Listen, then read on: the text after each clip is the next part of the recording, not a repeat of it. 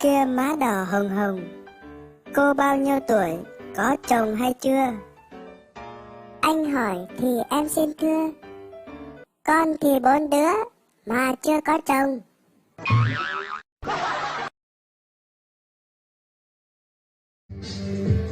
Chả buổi sáng tới có ua lua, sáng có mua ra mong tiền no, ế tăng cho con nhau thì cùng ý chế cứ ý lúc ra, thiệp bóng ba lúc nên có chân, vì cú yên giá tao có hành, cao của khen của sở ý sáng, của con ba ý mì bèo.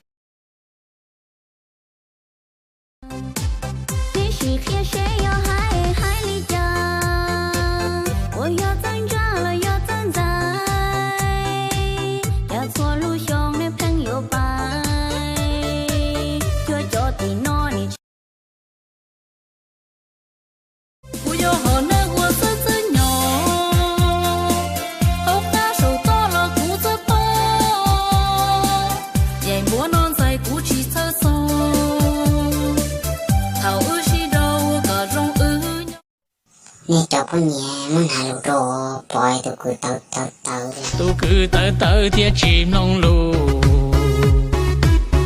nửa mùa dù khu ua lư ua lì.